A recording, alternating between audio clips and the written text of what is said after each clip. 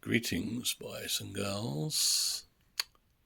Today I'd like to introduce you to King Paimon. I've written a few things down, so excuse me while I put on my glasses and pick up my iPad.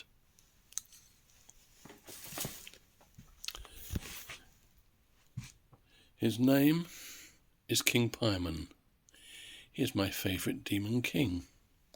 Indeed, he is my favourite spiritual entity of all time. King Paimon teaches all arts and sciences. I believe I have experience of this. Different people relate to others in different ways. If you have a friend, let's call him John. Your description of John may not match anyone else's. All our perceptions are influenced by our beliefs and prejudices. If I tell you something about King Paimon, which differs from something someone else has said, please do not say, Richard is right and X is wrong, or that X is right and Richard is wrong. Please do your own research and come to King Paimon in your own way. You're already on the way. You wouldn't be watching this video if you weren't. If you wish to stop, that's up to you. If you wish to continue, that's up to you. I've said that King Paimon teaches all arts and sciences. How does he do that? In my experience, he creates happy accidents that provide us with learning opportunities. Just a few days ago, King Paimon created a series of happy accidents whereby I got to listen to a chamber orchestra playing Mahler's First Symphony. I was sitting in front of that orchestra. I could watch and see when the double bass started the melody. I could see when the melody was taken up by the bassoon, or the clarinet, or the brass, the violins, the drums, or, I do beg my pardon, whatever. Oh, that's better. 1 hour and 10 minutes before I took my seat, I had no idea I would be watching this concert. King Paimon arranged a series of happy accidents that made it happen. When one lets King Paimon into one's life, he creates a lot of happy accidents. He also raises one's confidence, self-esteem and self-belief, so that one that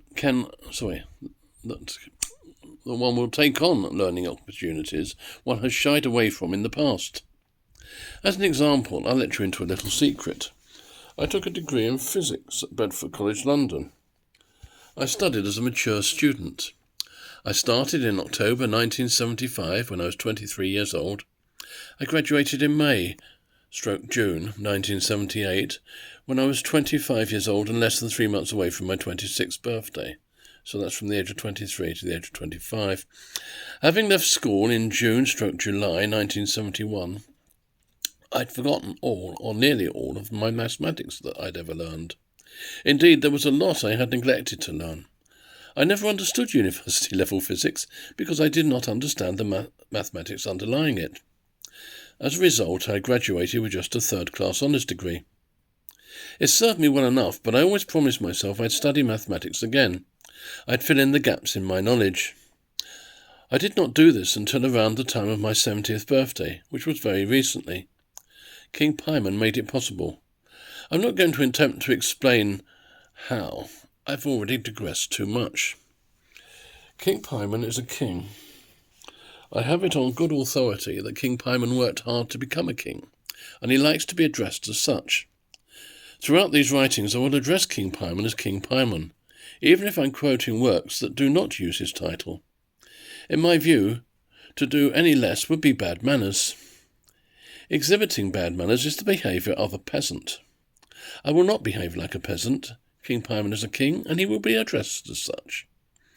King Paimon is king of all the spirits of the West. One of the books from which I gained the knowledge of the spirit kings of the 4 cardinal directions is a book of magic. The author was arrogant enough to think one could command spirits. One does not do that. It's bad manners. As I've already stated, bad manners is the preserve of peasants. I'm going to use the information I've gained without crediting the author. He's not the sole source of this information anyway, merely the most concise. The kings of the 4 cardinal directions are as follows. King Orion's, who reigns over and commands the eastern regions.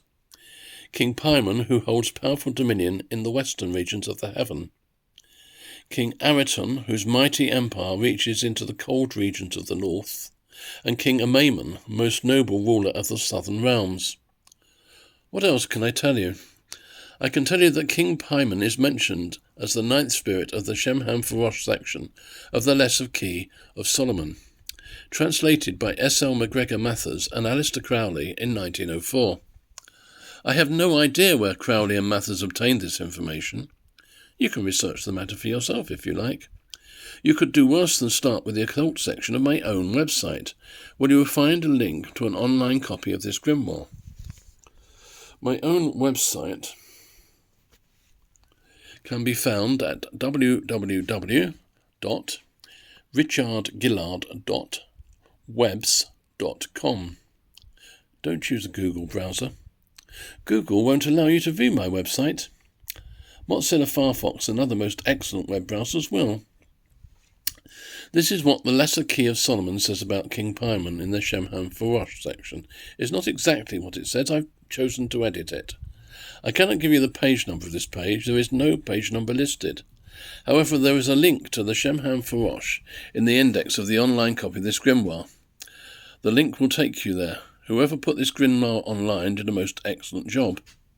Here is some, but not all, of the information about King Paimon, which can be found in the Shemhamphorash. King Paimon is a great king and very obedient unto Lucifer. He appears in the form of a man sitting upon a dromedary, with a crown most glorious upon his head. There goes before him also a host of spirits, like men with trumpets and well-sounding cymbals, and all other sorts of musical instruments. King Paimon has a great voice, and if you presume too much, he will roar at his first coming. King Paimon can teach all arts and sciences and other secret things. He can discover unto thee anything thou mayst desire to know. He can giveth dignity and confirmeth the same. King Paimon is to be observed towards the west. He is of the order of dominations. He has 200 legions of spirits under him. Part of them are of the order of angels, and the other part of potentates.